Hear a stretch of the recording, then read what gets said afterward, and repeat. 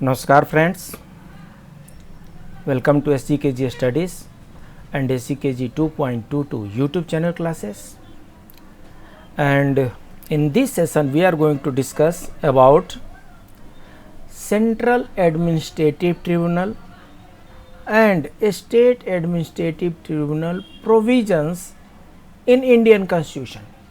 भारतीय संविधान में केंद्रीय प्रशासनिक न्यायाधिकरण एवं राज्य प्रशासनिक न्यायाधिकरण से संबंधित जो भी प्रावधान है, जो भी प्रोविज़न है, उसके बारे में हम इसमें चर्चा करने जा रहे हैं। जैसा कि आपको पता है, हम कंसेप्चुअल क्लैरिटी पर ध्यान देते हैं और हम कंसेप्चुअल क्लैरिटी थ्रू MCQ करते हैं। इसमें भी हम MCQ के थ्रू ही पूरे चैप्टर को डिस्कस करेंगे। शुरू में ही हमने ये मेंशन कर दिया है कि ये इंडियन पॉलिटी में भी आता है, इंडियन कॉन्स्टिट्यूशन में भी आता है। आर्टिकल 223A एंड 223B में central and state administrative tribunal का प्रोविज़न दिया गया है। जब A और B की बात आती है, इसका मतलब कि अमेंडमेंट के द्वारा इसमें ऐड किया गया है। हाँ, आर्टिकल जो है वो 223 ही है। 223 में 223A एंड 223B अमेंडमेंट करके इंसर्ट किया गया है और तब central and state administrative tribunal का प्रोविज़न किया गया है। राइट। सो यहाँ पर यह मेंशन हुआ है कि केंद्रीय प्रशासनिक न्यायाधिकरण का गठन 1 नवंबर 1985 को 5 स्थानों पर बेंचों के साथ की गई थी।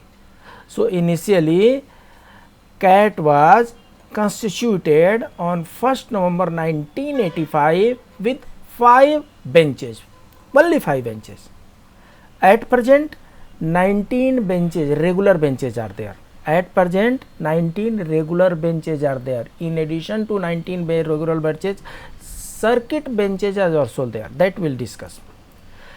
तो ये जो 19 जो रेगुलर बेंचेज हैं, इनमें से 17 जो बेंचेज हैं वो तो वहाँ के जो हाई कोर्ट है, वहाँ के जो उच्च न्यायालय की प्रमुख सीटों पर, मतलब हाई कोर्ट जहाँ पर है वहीं पर जिस सिटी में हाई कोर्ट है उसी सिटी में कैट भी है। ऐसे 17 कैट हैं और 2 कैट ऐसे हैं जयपुर और लखनऊ जो हाई कोर्ट के प्रमुख सीट पर नहीं है।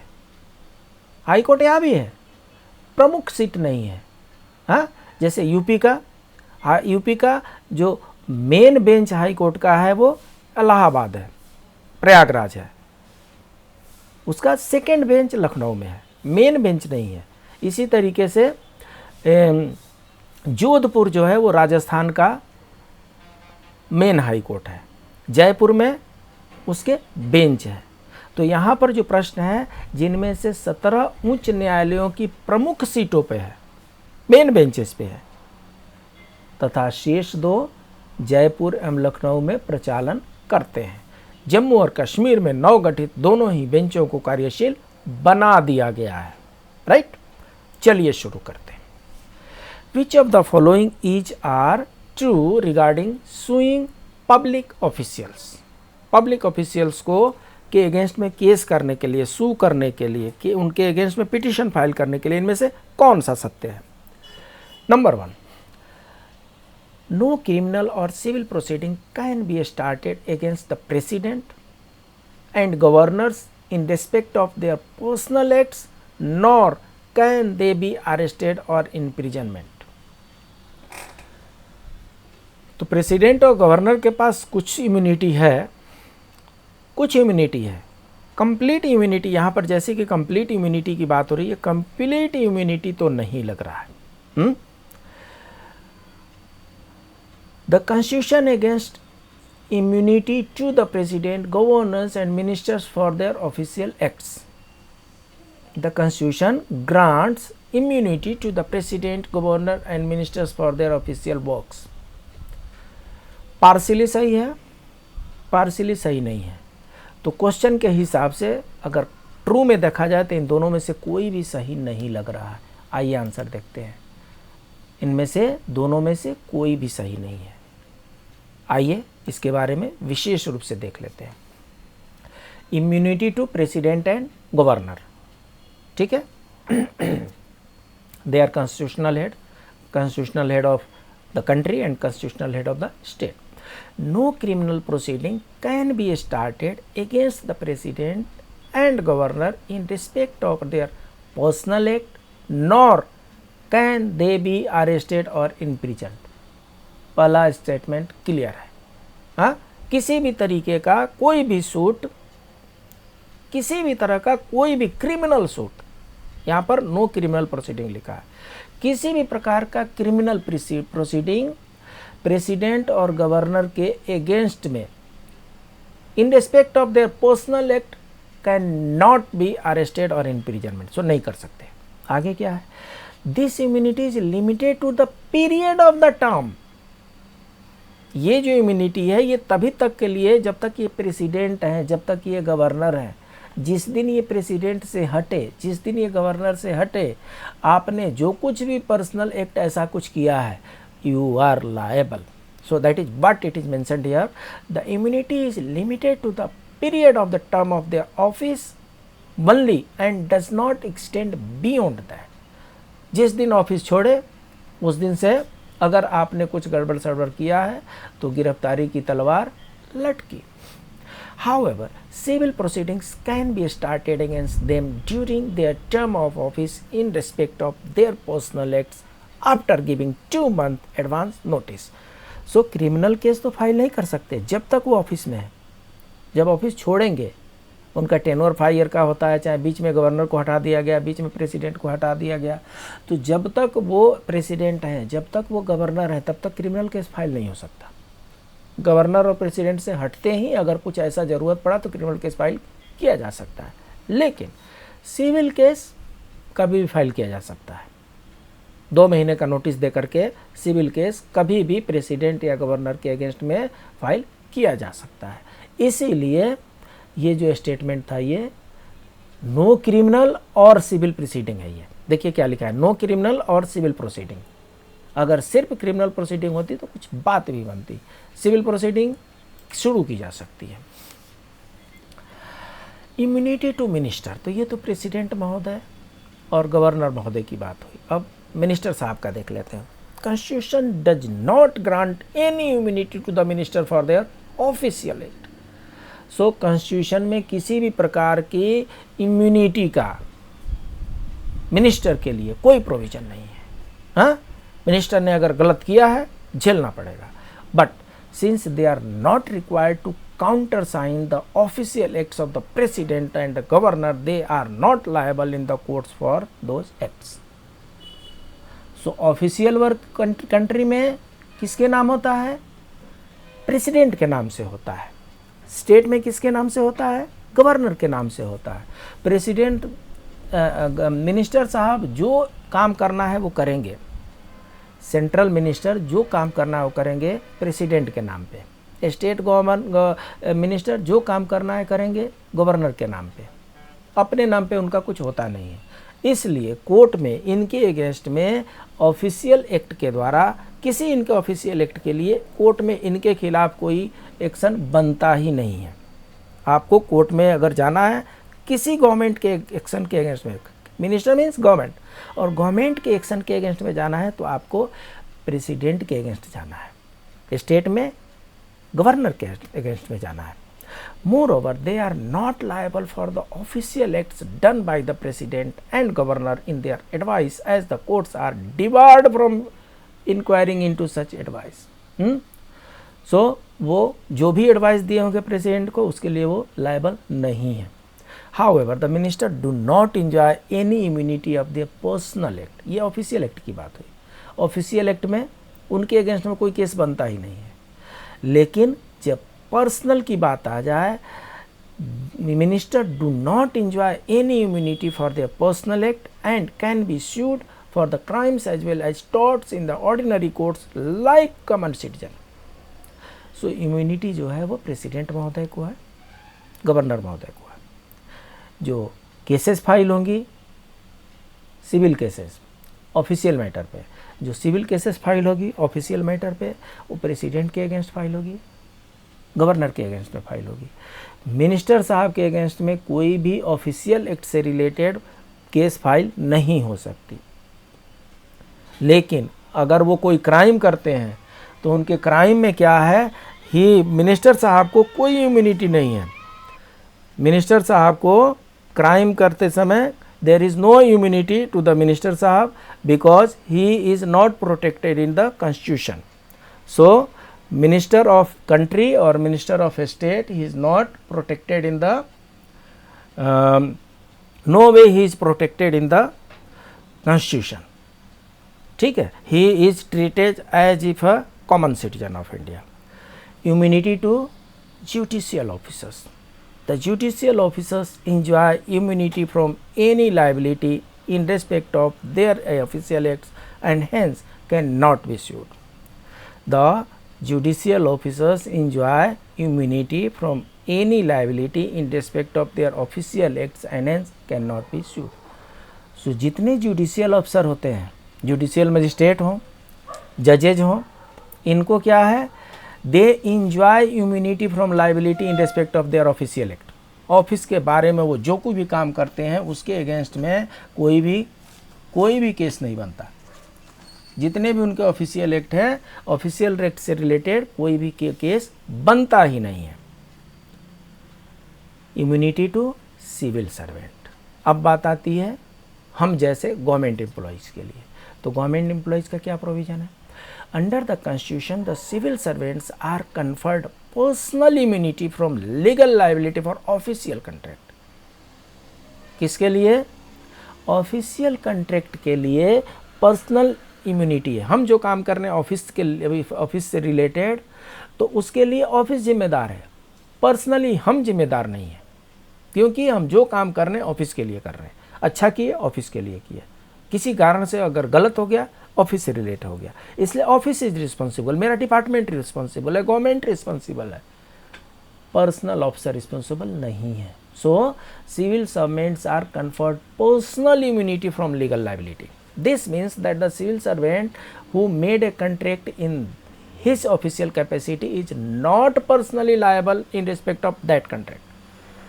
हमारे ऑफिस से हम किसी इंडिविजुअल या किसी डिपार्टमेंट या किसी और के साथ हम कोई कॉन्ट्रैक्ट करते हैं और उस कॉन्ट्रैक्ट में कोई इशू आ जाता है तो मैं पर्सनली लायबल नहीं हूँ। क्यों? क्योंकि वो ऑफिशियल कैपेसिटी में की गई है। That was done while discharging the official duty.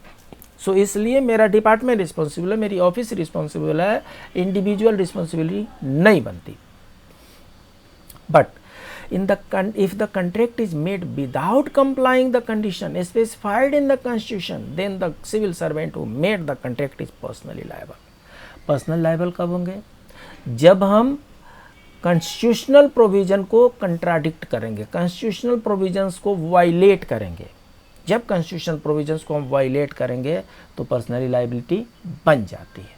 Further, the civil servants also enjoy immunity from legal liability for their tortious acts in respect of sovereign functions of the government. So tort क्या होता है? एक civil wrong होता है।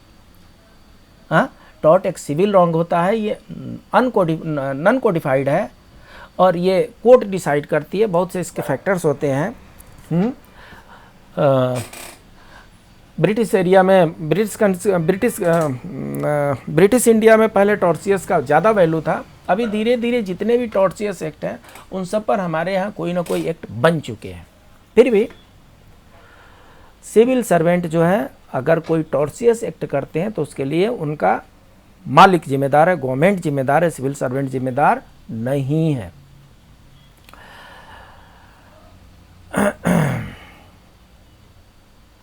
Only civil proceeding can be instituted against them for anything done in their official capacity after giving a 2-month advance notice. So department के against में अगर करना है 2 मंथ का एडवांस नोटिस देना है, फिर आप डिपार्टमेंट के अगेंस्ट में सिविल प्रोसीडिंग इंस्टीट्यूट कर सकते हैं। But no such notice is required when the action is to be brought against them for the act done outside the scope of their official duty. ये जो 2 months की immunity है ये सिर्फ और सिर्फ ऑफिशियल ड्यूटी के लिए है।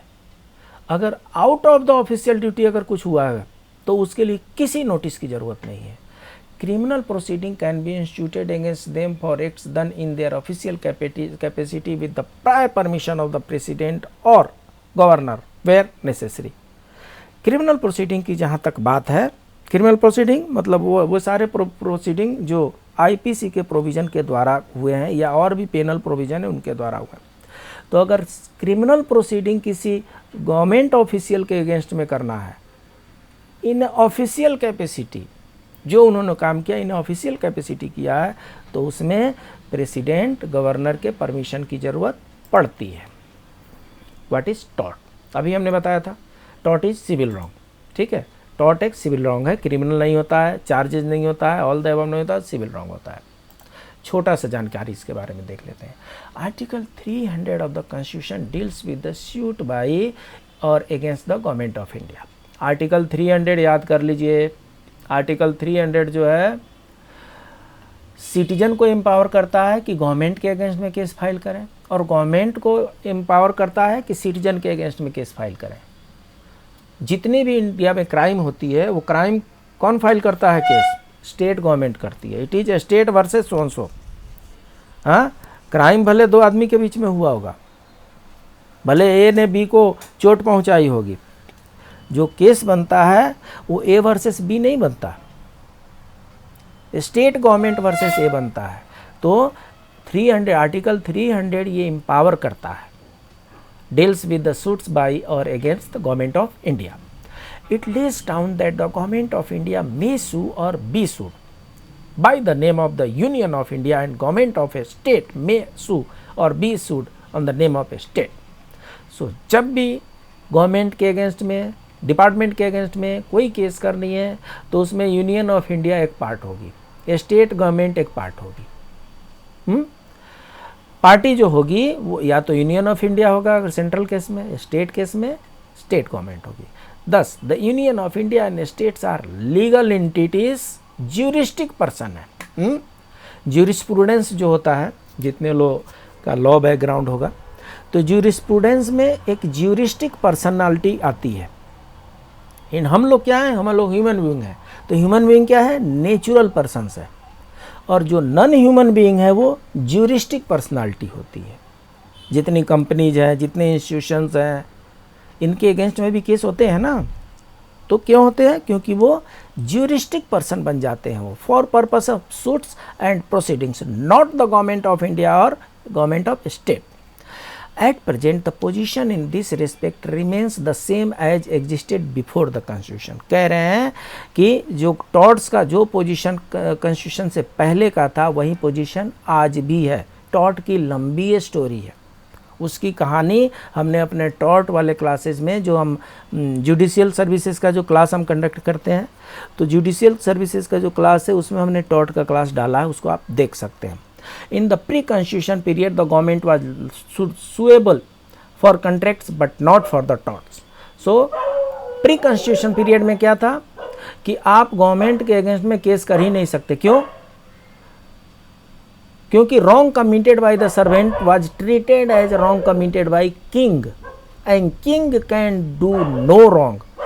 ये ब्रिटिश रूल था। ब्रिटिश रूल ये था कि king can do no wrong, राजा कोई गलती कर ही नहीं सकते। तो जब राजा गलती नहीं कर सकते तो राजा के बिहाफ पर जो राजा के सेवक हैं, जो राजा के सर्वेंट हैं, जो पब्लिक सर्वेंट हैं, वो तो राजा का काम कर रहे हैं ना, वो तो ब्रिटिश क्राउन का काम कर रहे हैं। तो जो ब्रिटिश क्राउन का काम कर रहा है, जब क्राउन रिस्पॉन्सिबल नहीं है तो सर्वेंट कैसे रिस्पॉन्सिबल होंगे? ये सोवरेन इम्यूनिटी पहले थी, बाद में बहुत से इसमें चेंजेज आए हैं। हम इसको टॉर्ट्स वाला आप क्लास देख लीजिएगा, ये पूरा का पूरा आपका टॉर्ट वाला ही है, इस टॉर्ट वाला आप समझ लीजिएगा। ये पूरा लायबिलिटी ऑफ टॉर्ट्स है, सिविल रॉन्ग है, इसमें पूरी स्टोरी है, king can do no wrong वाला सिस्टम है, और वहाँ से ये इवॉल्व हुआ है। अभी क्या है? अभी जुडिशियल एक्टिविज्म आ गया है। जुडिशियल एक्टिविज्म आ जाने से इन चीज़ों में बहुत तेज़ी से बदलाव देखने को मिला है, और तब ये डिसाइड हुआ कि नहीं, आर्टिकल 300 बनेगा और उसमें गवर्नमेंट के अगेंस्ट में भी केस फाइल किया जा सकता है। पहले गवर्नमेंट के अगेंस्ट में केस फाइल ही नहीं कर सकते थे। हाँ, कस्तूरीलाल का केस इसमें आप देखें, इसमें से बहुत से केसेस आप देखेंगे एक एक करके, ये हो सकता है कि उतना रिलेवेंट आपके लिए ना हो। The 44th Amendment Act 1978, the 44th Amendment Act 1978 has abolished the constitutional obligation to pay compensation in regard to the compulsory acquisition of private property by the governments except in the case, कह रहे हैं कि 44th Amendment किया गया 1978 में, और इन्होंने क्या किया कि गवर्नमेंट जो कंपेंसेशन देती थी प्राइवेट पर्सन को, अगर आपका कोई लैंड है रेलवे के लिए, स्कूल के लिए, कॉलेज के लिए, हॉस्पिटल के लिए, गवर्नमेंट के ऑफिसेज के लिए, अगर गवर्नमेंट उसको एक्वायर करती है तो कंपलसरी पहले कंपेंसेशन दिया जाता था, उस कंपलसरी कंपेंसेशन को रिमूव कर दिया, एबोलिश कर दिया गया 1978 में। एक्सेप्शन रखा गया उसमें, in except in one of this.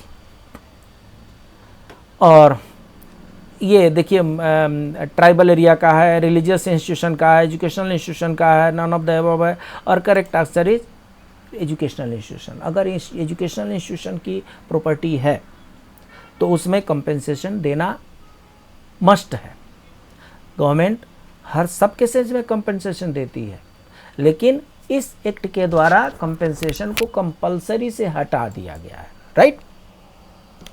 So, Article 294 to 300 in Part 12 of the Constitution deals with the property, contract, right, liability, obligation and suits of union and state.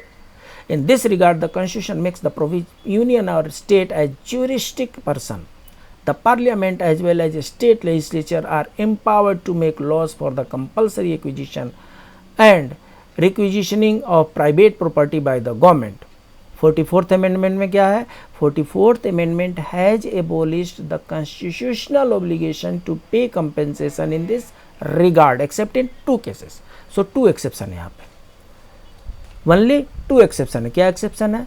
When the government acquires the property of minority educational institution, minority educational institutions की अगर property acquire करती है, ये exception में आ जाएगा, मतलब उसको compensation देना पड़ेगा। When the government acquires the land held by a person under his personal cultivation and the land is with in the statutory ceiling limit. Statutory एक सीलिंग लगाया गया था कि इतने एकड़ से ज़्यादा का किसी के पास नहीं हो सकता। अगर उस सीलिंग के भीतर है और आपका कल्टिवेटेड लैंड है, एग्रीकल्चरल लैंड है, तो गवर्नमेंट आपको कंपेंसेशन देगी, और इसी एक्सेप्शन में सबको मिलता है। The union or state can acquire, hold, dispose any property under the exercise of its executive power. Government चाहे सेंट्रल गवर्नमेंट चाहे स्टेट गवर्नमेंट, तो किसी की भी प्रॉपर्टी, ज़मीन को, लैंड को वो खरीद सकती है, रोक सकती है, बेच सकती है, उसका कुछ सॉल्यूशन निकाल सकती है, क्योंकि ये उसके एग्जीक्यूटिव पावर में आता है। The executive power of the union और state extends to the carrying on any trade business within, PSUs के लिए भी कर सकती है। All the property and assets that were vested in the dominion of India और provinces और Indian princely states before the commencement of the present constitution became vested in the union और the corresponding state. So पहले जितने भी ये dominion land थे, वो सब डोमिनियन लैंड या तो यूनियन के पास आ गए, नहीं तो स्टेट के पास आ गए फ्रीडम मिलने के बाद। ये जितनी भी ये इंफॉर्मेशन है, ये सब आपको उसी से रिलेटेड है। India territorial water extends to 12 nautical miles, ये क्वेश्चन आता है जी, नोट कर लीजिए। Similarly India exclusive economic zone, देखिए टेरिटोरियल लिमिट अलग होता है, टेरिटोरियल लिमिट 12 नॉटिकल माइल है, और एक्सक्लूसिव इकोनॉमिक जोन जो है वो 200 नॉटिकल माइल है, बहुत दूर तक है, ठीक है।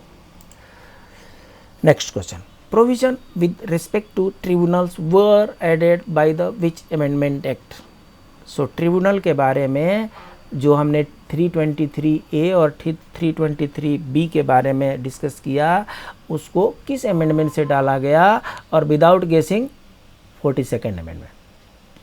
देखिए MCQ के क्वेश्चन जब आए तो एक तो गेसिंग गेम करना ही नहीं है, नहीं करना है गेसिंग गेम। अगर थोड़ा सा कन्फ्यूजन हो और कोई बड़ी अमेंडमेंट की बात चल रही हो और हिसाब किताब कहीं बहुत नैरो बन रहे हैं तो 42nd मार दीजिए, सही हो जाएगा। क्यों? क्योंकि 42nd amendment is known as mini constitution amendment. आधे कॉन्स्टिट्यूशन को 42nd अमेंडमेंट में उस समय की सरकार ने बदल दिया था, तो इसलिए बहुत से अमेंडमेंट इसमें आ जाते हैं। या ये कैट के बारे में देख लेते हैं। The original constitution did not contain provision with respect to tribunal. The 42nd amendment act of 1976 added a new part 14A to the constitution. This part is entitled as tribunals and consists of only two articles, that is article 323A dealing with administrative tribunal and 323B dealing with tribunals for other matters. So जब cat की बात आएगी तो 323A, other tribunal की बात आएगी 323B। बाकी इसमें 323 के ये प्रोविज़न है, ये सब प्रोविज़न दिया है। और इन परसुएंस ऑफ आर्टिकल 323, ये 323A जो है 1976 में ऐड किया गया है। But in pursuance of article 323A, the parliament has passed the administrative tribunal act in 1985। समझ में आया? 1976 में कॉन्स्टिट्यूशनल अमेंडमेंट करके 42nd कॉन्स्टिट्यूशनल अमेंडमेंट करके पार्ट 14A में article 223A, article 223B insert किया गया 76 में। उसके 9 ईयर बाद राजीव गांधी की जब सरकार आई तो उस समय 1985 में एडमिनिस्ट्रेटिव ट्रिब्यूनल एक्ट को पास किया गया। पास होने के बाद ही फॉर्म होगा। सो जितने भी कैट हैं वो सब 1985 के बाद ही उसमें इस्टाब्लिश हुए हैं। The act authorises the central government to establish one central administrative tribunal and state administrative tribunal. The act authorizes the central government to establish one central administrative tribunal and the state administrative tribunal. So central state administrative tribunal central government के employ के लिए, state administrative tribunal state government के employ के लिए। इन दोनों का जो source है वो एडमिनिस्ट्रेटिव ट्रिब्यूनल एक्ट 1985 है। This act opened a new chapter in the sphere of providing speedy and inexpensive justice to the aggrieved public servant. So ये किनके लिए है? ये जनरल पब्लिक के लिए नहीं है। ये जो कैट है, एडमिनिस्ट्रेटिव ट्रिब्यूनल है, ये कैट जो है ये जनरल पब्लिक के लिए नहीं है, पब्लिक सर्वेंट के लिए है। जो सेंट्रल गवर्नमेंट के एम्प्लॉय है उनके लिए कैट है, जो स्टेट गवर्नमेंट के एम्प्लॉय है उनके लिए सैट है। इससे क्या हो गया? एक तो स्पीडी और दूसरा इनएक्सपेंसिव जस्टिस मिलने की इससे प्रोविजन किया गया। Next question, which of the following places is not a principal seat of high court but has a regular bench of central administrative tribunal. So हमने शुरू में ही पढ़ा कि लगभग जो 19 बेंचेज हैं उनमें से 17 बेंचेज जो हैं they are colocated at principal seat of high court. जो उसका प्रिंसिपल बेंच होता है वहीं पर 17 बेंचेज कैट हैं। 2 ऐसे कैट हैं जो उसके प्रिंसिपल सीट के लोकेशन में नहीं है। वो इनमें से कौन है? And without wasting time, it's Jaipur. Jaipur है। क्यों है? क्योंकि राजस्थान हाई कोर्ट का जो प्रिंसिपल सीट है, जो प्रिंसिपल बेंच है, वो जोधपुर है, जयपुर नहीं है। राजस्थान हाई कोर्ट का जो प्रिंसिपल बेंच है, जो principal seat of high court है, वो जोधपुर में है। जयपुर में उसका बेंच है। क्वेश्चन यहाँ पर क्या है? Which of the following places is not a principal seat of high court. So बाकी जगहों पर प्रिंसिपल सीट का हाई कोर्ट है, यहाँ पर प्रिंसिपल सीट का हाई कोर्ट नहीं है, but has a regular bench of CAT. यहाँ पर कैट है, कंफ्यूज नहीं करना है। इसमें बहुत कन्फ्यूजन होने की प्रोबेबिलिटी होती है। So CAT was set up in 1985 with the principal bench at Delhi and additional benches in different states. At present it has 17 regular benches. So इसको 19 कर दीजिए, हाँ थोड़ा ये ओल्ड डेटा है। 19 रेगुलर बेंचेस, 15 ऑफ विच, इसको 16 of which कर दीजिए, operate at the principal seat of high courts and remaining two Jaipur and Lucknow. So Jaipur and Lucknow जो है ये principal seat of high court के पास नहीं है, हाँ ये अदर बेंचेस के पास है। सो ये 17 को 19 कर दीजिए, इस 15 को 17 कर दीजिए, बाकी सब सही है। These benches also hold circuit sittings at other seats of high courts, ठीक है। The CAT exercises original jurisdiction in relation to recruitment and all service matters of public servant covered by it. So CAT का क्या jurisdiction है, जितने भी service matter हैं public servant के, जितने भी सर्विस मैटर हैं पब्लिक सर्वेंट के, वो सब कैट का जुरिस्डिक्शन है। Its jurisdiction extends to the all India services, central civil services, civil post under the central and civilian employees of the defence services. So इसमें कैट का जो jurisdiction है, इसमें जितने भी सर्विस मैटर्स हैं relating to all India services. All India services में कौन कौन आते हैं, IAS, IPS, IFS, ये ऑल इंडिया सर्विसेज में आते हैं। सेंट्रल सिविल सर्विसेज हम सब आ जाते हैं, civil services under centre and civilian employees of defence services, ये सब इसके अंडर में आ जाते हैं, कैट के जुरिस्डिक्शन में आ जाते हैं। However the members of defence forces, officers and servants of the Supreme Court and the Secretariat staff of Parliament are not covered by it. ये important है, नोट कर लीजिए। कैट के जुरिस्डिक्शन से कौन बाहर है, डिफेंस बाहर है और सुप्रीम कोर्ट बाहर है, सेक्रेटेरिएट स्टाफ बाहर है। हाँ, कैट के जुरिस्डिक्शन से डिफेंस बाहर, officers and servants of supreme court बाहर, सेक्रेटेरिएट स्टाफ ऑफ पार्लियामेंट बाहर, ये लोग नॉट कवर्ड बाई कैट है। The CAT is a multi member body consisting of a chairman and members. Earlier the CAT consisted of a chairman, vice chairman and members. With the amendment in administrative tribunal act 1985 in 2006, the members have been given the status of judges of the high court. So जो cat के members होंगे उनको high court के जजेस का status दिया गया है। इन 2013, ये 2006 में दिया गया। 2013 the sanctioned strength of the chairman is 1 and sanctioned strength of members is 65। सो 2013 के अनुसार 65 एंड 1, 66 जो है टोटल स्ट्रेंथ है कैट का। They are drawn from the both judicial and administrative stream and are appointed by the president. So CAT में जितने judicial body हो और चाहे एग्जीक्यूटिव बॉडी हो, जो ये मेंबर्स की बात हो रही है, these members are appointed by president. They hold office for a term of 5 years और until they attain the age of 65 in case of chairman and 62 years in case of members whichever is earlier. सो जो cat में जो 65 members बता रहे हैं plus 1 chairman 66, तो इनका क्या है, चेयरमैन अगर है तो 6 year टर्म ऑफ ऑफिस, या तो 6 year है और नहीं तो up to 65 year whichever is earlier.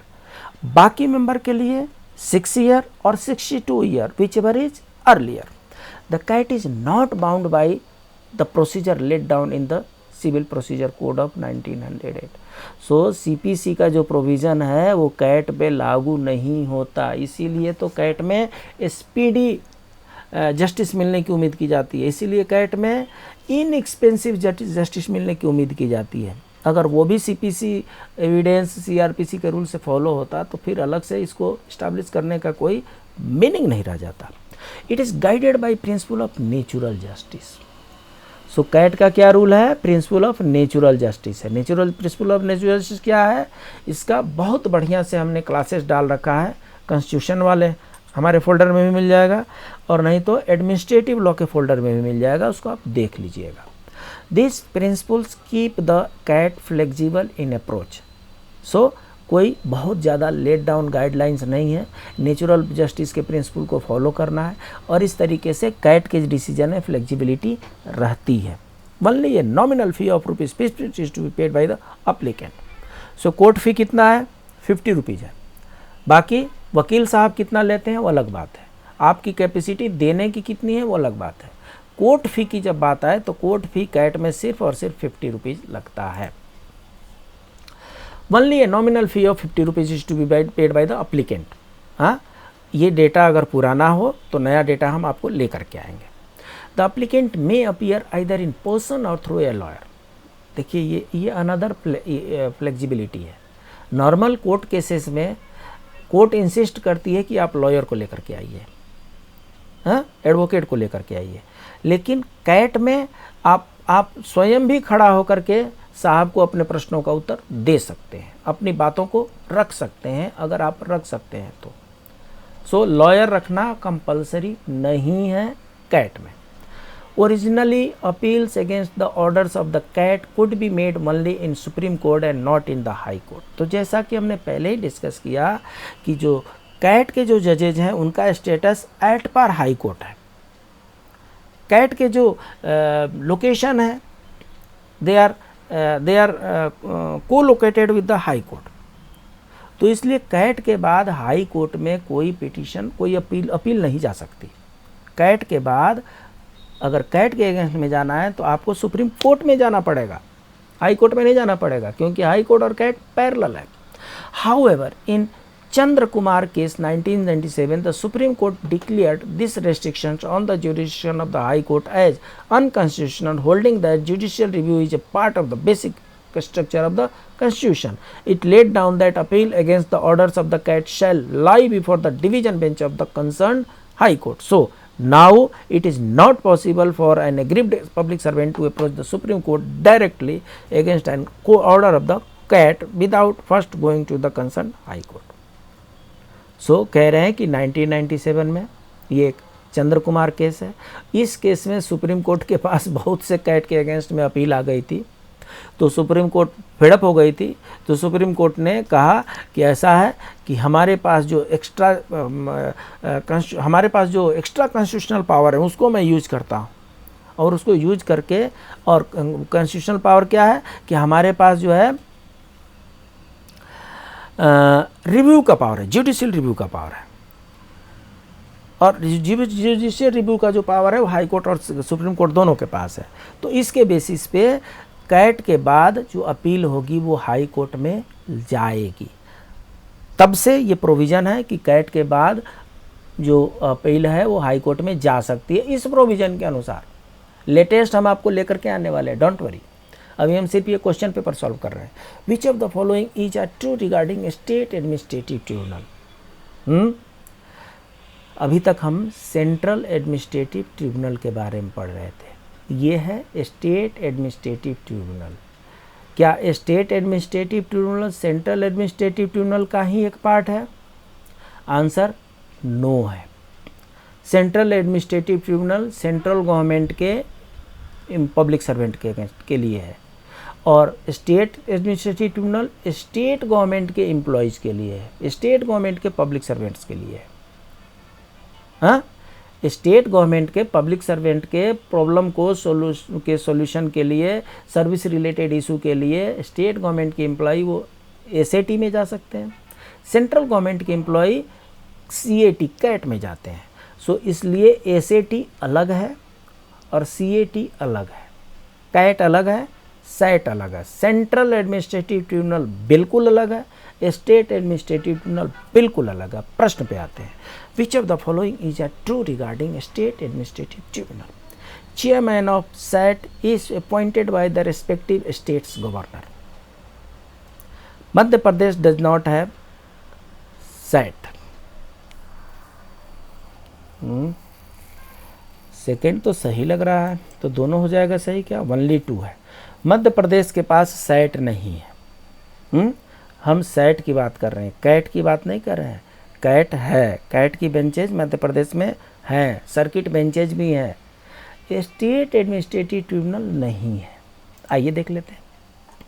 Administrative Tribunal Act 1985 empowers the central government to establish the state administrative tribunal on specific request of the concerned state government. State government के request पर central government SAT को constitute करती है। सो फार 2013 की बात हो रही है। The SAT have been set up in the 9 states of the Andhra, Himachal, Orissa, Karnataka, Madhya Pradesh, Maharashtra, Tamil Nadu, West Bengal and Kerala. इन 9 स्टेट में एसएटी का गठन 2013 में हुआ था। However Madhya Pradesh, Tamil Nadu and Himachal Pradesh tribunals have since been abolished. स्थापना तो हुई, स्थापना के साथ उसके बाद से एबोलिश भी कर दिया गया।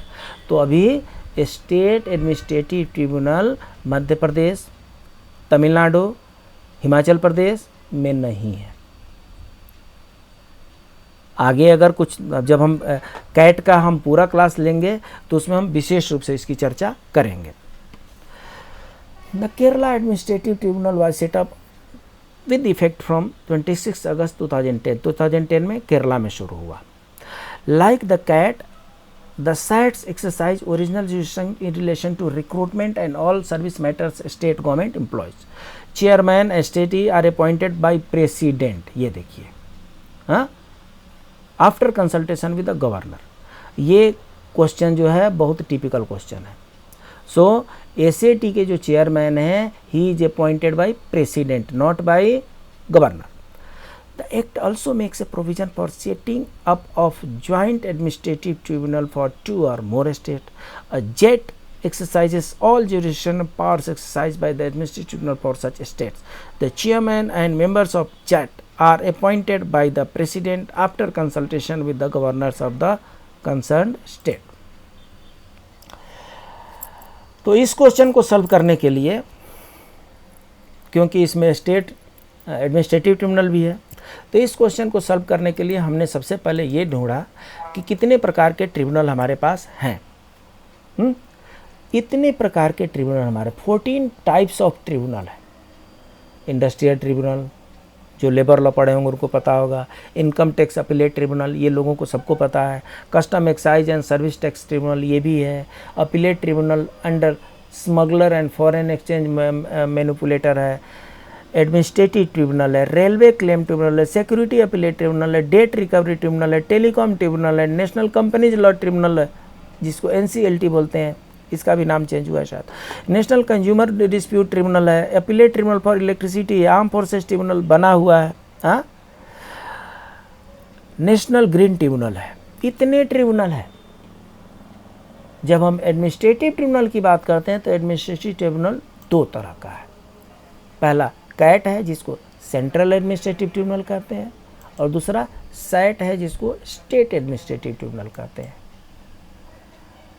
तो स्टेट एडमिनिस्ट्रेटिव ट्रिब्यूनल की जब बात करें तो 9 स्टेट्स के पास स्टेट एडमिनिस्ट्रेटिव ट्रिब्यूनल कंस्टिट्यूट किया गया। हाँ? आंध्रा, हिमाचल, उड़ीसा, कर्नाटका, मध्य प्रदेश, महाराष्ट्र, तमिलनाडु, वेस्ट बंगाल, केरला, इन 9 स्टेट में कंस्टिट्यूट किया गया। लेकिन एबोलिश भी हो गया। कहाँ पे एबोलिश हो गया? हिमाचल, मध्य प्रदेश, तमिलनाडु। यहाँ पर एसएटी नहीं है। कैट के बेंचेज हैं, स्टेट एडमिनिस्ट्रेटिव ट्रिब्यूनल के बेंचेज नहीं है। और ये जो डेटा है, ये है कि नहीं है, ये जो डेटा है ये एज ऑन 23 मार्च 2023 है, राइट। ये कैट के बेंचेज हैं। प्रिंसिपल बेंच अलग होता है, सर्किट बेंच अलग होता है। हाई कोर्ट के साथ जितने बेंचेज होंगे, जैसे कि यहाँ पर बेंगलुरु बेंच है तो ये हाई कोर्ट के साथ होगा। बिलासपुर है, चंडीगढ़ है, ये मेन बेंच है। चेन्नई बेंच है, मेन बेंच हो गया। मेन प्रिंसिपल बेंच तो दिल्ली है। बाकी सब जितना जहाँ जहाँ हाई कोर्ट है वहाँ पर इनके अपने बेंचेज हैं। उसके अलावा सर्किट बेंच भी होते हैं। ये कैट के बेंचेज हैं, एक बार आप देख लीजिएगा। Parliament and state legislature can establish tribunal for adjudicating disputes relating to which of the following matters. So Parliament किस किस पर ट्रिब्यूनल बनाने का पावर रखती है? टैक्सेशन पे, आपको इससे पहले हम दिखाए थे, टैक्स पर है। इंश्योरेंस पे नहीं है। कंज्यूमर कंप्लेंट्स पे है। रेंट एंड टेनेंसी पे नहीं है। तो 1 और 3 कहीं पे है? 1 और 3 ये सी सही हो जाए, 1 और 4 चेक कर लेते हैं। हाँ, चेक कर लेते हैं इसमें से सही कौन सा है। रेंट एंड टेनेंसी राइट्स का देख लेते हैं यहाँ पे। हाँ है, ठीक है, रेंट एंड टेनेंसी पर भी है।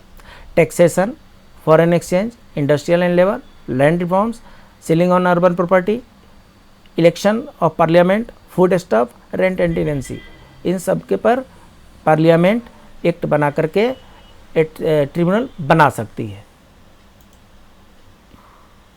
ये आपको हमने ट्रिब्यूनल ये दिखाई दिया।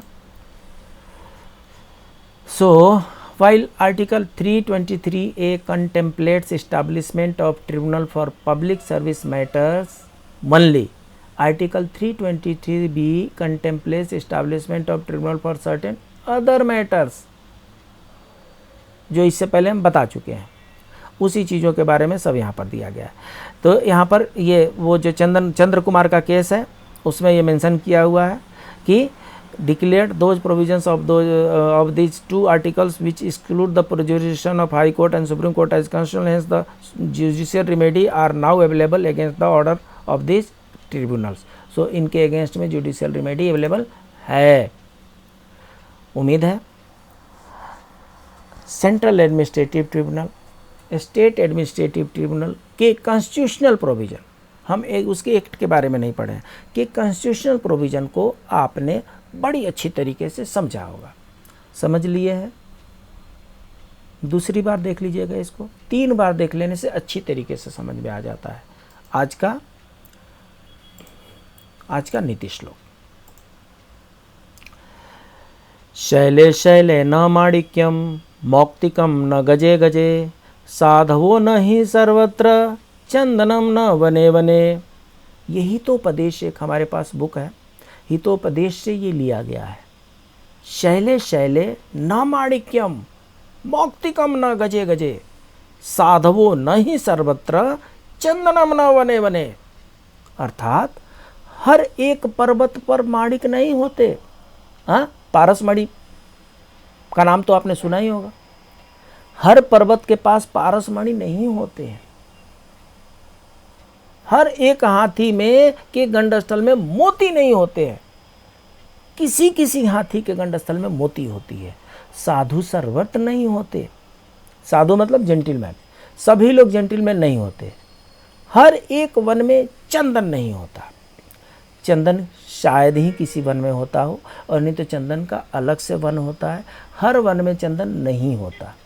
तो जिस प्रकार से हर एक पर्वत पर माणिक नहीं होते, हर एक हाथी के गंडस्थल में मोती नहीं होते, साधु सर्वत्र नहीं होते, हर वन में हर जंगल में चंदन नहीं पाए जाते, ठीक उसी तरीके से, ठीक उसी प्रकार इस संसार में भली चीज़ें प्रचुर मात्रा में सब जगह उपलब्ध नहीं है सब जगह उपलब्ध।